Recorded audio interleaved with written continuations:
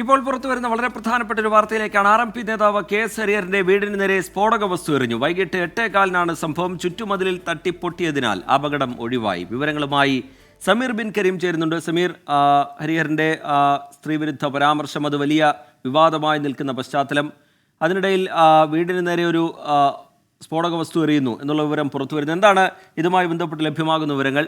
RMP നേതൃത്വം പ്രതികരിക്കുന്നത് എങ്ങനെയാണ്? റിജിത്ത്, ഇന്ന് വൈകുന്നേരം 8:15 കൂടിയാണ് സംഭവം ഉണ്ടാകുന്നത്. RMP നേതാവ് KS ഹരിഹരന്റെ തെഞ്ഞിപ്പലത്തുള്ള വീടിന് നേരെയാണ് ആക്രമണം ഉണ്ടായിരിക്കുന്നത്.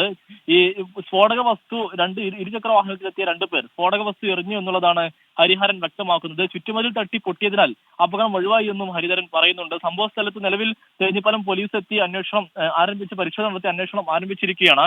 ഇതുമായി ബന്ധപ്പെട്ട് KK രമയുടെ പ്രതികരണം വന്നിരിക്കുകയാണ്. KK രമ പറയുന്നത് ഈ ആക്രമണത്തിന് പിന്നിൽ CPM ആണ് എന്നുള്ള ആരോപണമാണ് KK രമ ഉന്നയിക്കുന്നത്. ഏതായാലും നിലവിൽ ഈ വിവാദ പരാമർശത്തിന് പിന്നാലെയാണ് ഇത്തരത്തിൽ ഒരു ആക്രമണം ഹരിഹരന്റെ വീടിന് നേരെ ഉണ്ടാകുന്നത്. റിജിത്ത്, സമീർ, ബൈക്കിലെത്തിയ സംഘം എന്നാണ് RMP നേതൃത്വം ഇതുമായി ബന്ധപ്പെട്ട് വിശദീകരിക്കുന്നതെന്ന് തോന്നുന്നു. പോലീസിന്റെ ഭാഗത്ത് നിന്ന് ഇടപെടലുണ്ടായിട്ടുണ്ടോ? അവരെന്തെങ്കിലും ഒരു നിഗമനത്തിലേക്കോ അന്വേഷണത്തിന്റെ ഘട്ടങ്ങളിലേക്കോ കടക്കുന്നുണ്ടോ സമീർ?